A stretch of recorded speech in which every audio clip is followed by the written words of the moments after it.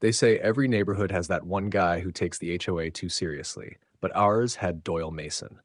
This man strutted around like he wore a badge, clipboard tucked under one arm, phone always ready to snap pictures. He wasn't elected, he wasn't appointed, he just decided he was the HOA patrol.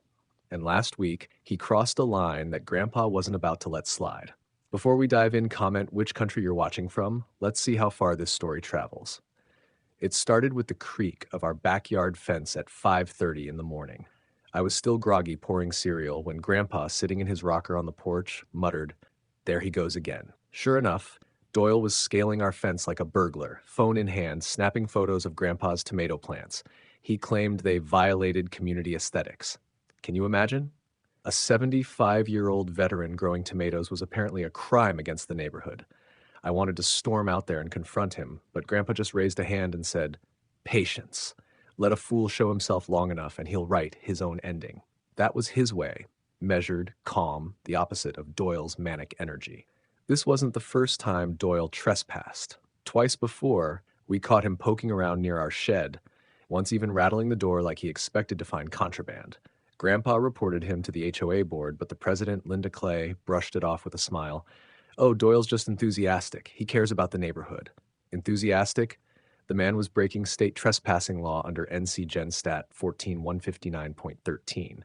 But the HOA hid behind technicalities, claiming it was internal enforcement. Grandpa wasn't buying it. He called the sheriff's office, and while they sympathized, they explained the gray area. Unless we caught Doyle in the act and pressed charges immediately, it was our word against his. That's when Grandpa hatched his plan. For the next 3 days, he tinkered in the garage, humming old country tunes while I fetched him tools. By the 4th day, our wrought iron gate had a new modification: low-voltage electric wiring, perfectly legal under North Carolina electrical code, provided it was marked. Grandpa even posted a bright yellow sign: "Warning, electrified gate. Trespassers will be shocked." And right on schedule, Doyle came prowling again before dawn. Grandpa sat on the porch sipping his black coffee while I crouched by the window, heart thudding. Doyle climbed the fence, boots crunching the gravel, muttering something about violations. The second his gloved hand gripped the gate, snap!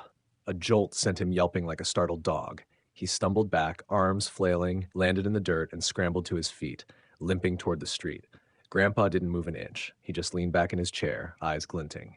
"That," he said softly, "was the sound of justice." The whole street was buzzing. Doyle Mason, limping down Maple Court, had turned into the day's entertainment. Neighbors whispered in driveways, stifling laughter as the self-appointed HOA patrol tried to spin the story. He told anyone who'd listen that Grandpa had installed illegal traps on his property. But most folks knew the truth. Everyone had seen Doyle's antics, snooping in yards, measuring grass with a ruler, even peeking through curtains at night. The man was a menace, and for once he'd finally gotten a taste of his own medicine. Still, Doyle wasn't about to take the hit quietly. By noon, an emergency HOA meeting was called. I went with Grandpa just to keep things from boiling over, but I should have known it was going to be a circus.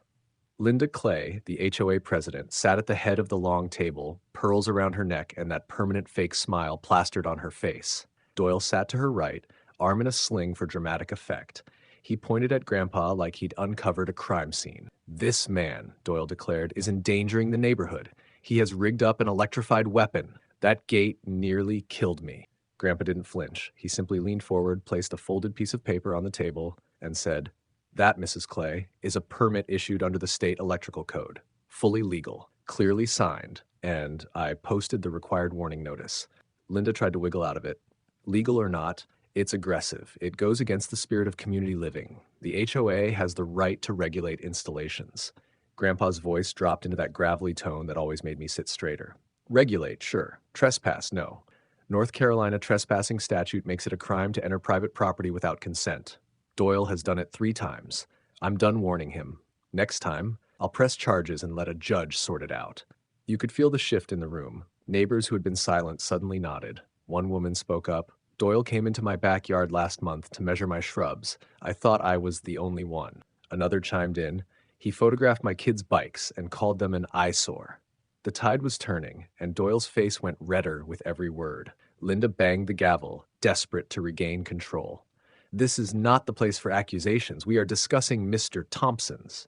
But Grandpa cut her off. No, ma'am. We're discussing Doyle's obsession. You let him run around like he owns the neighborhood, and now he's learned what happens when you step on the wrong porch. If you're enjoying this HOA story so far, like and subscribe because the story is only going to get better. Doyle didn't take the humiliation well. After that meeting, he doubled down. For 2 days straight, he circled our block in his dented pickup like a vulture, slowing in front of our driveway as if waiting for the gate to open. Grandpa barely acknowledged him. He just sat on the porch with his old thermos of coffee, eyes fixed like a hawk. On the third night, Doyle couldn't resist. Just past midnight, I woke to the sound of rustling near the gate. I peeked out my window, and there he was, flashlight in one hand, bolt cutters in the other, mumbling curses under his breath. He was actually going to break through. Grandpa was already waiting. From his rocking chair, he pulled out a small handheld remote. "Watch this, kid," he whispered, eyes locked on Doyle. The moment Doyle clamped the cutters onto the steel, Grandpa clicked the remote. Zap! The low hum of the electrified wires surged, and Doyle's body jolted like he just grabbed a live hornet nest. He yelped, dropped the cutters, and stumbled back into the mud. Grandpa calmly sipped his coffee. "Trespassing again," he muttered. Then he pointed his phone, camera already rolling. Every stutter, every curse, every slip in the mud was caught in 1080p. But Doyle didn't stop. Instead, he whipped out his own phone and dialed 911, screaming, "Attempted murder. This lunatic is trying to kill me with an illegal fence." 5 minutes later, red and blue lights washed across the yard. Officers spilled out, hands on their holsters, looking from Doyle, muddy, trembling, clutching his arm, to Grandpa, who sat on the porch like it was just another Thursday night. "Sir," one officer said to Grandpa, "is there an active electrical device on that gate?" "Yes," Grandpa replied evenly. "Registered, permitted, posted with warnings, and recorded. Here's the paperwork." He slid the laminated permit across the porch table without even standing up. Then he handed over his phone, video still playing. The officers watched Doyle climb, cut and fry himself in full HD. One officer looked up, deadpan. "So you trespassed?" Doyle sputtered. "No, I was conducting an inspection for the HOA. "Inspection?" The other officer raised a brow. "At midnight? With bolt cutters?" The law couldn't have been clearer. Under state code, Doyle was guilty of criminal trespassing, vandalism, and attempted theft. And his 911 stunt? That was a false police report. Another charge stacked on top. The officers cuffed him right there in front of the glowing gate.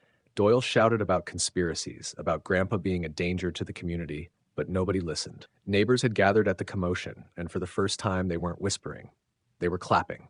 Grandpa leaned back in his chair, nodded at me, and said, "Sometimes, son, justice just needs a little electricity." Doyle, meanwhile, sat in the back of the cruiser, drenched in sweat, his reputation in shreds and his HOA badge confiscated on the spot. The gate he thought he could climb had turned into the very thing that destroyed him. Because when you mess with a man like Grandpa, you don't just lose the fight, you light the fuse for your whole HOA to come crashing down.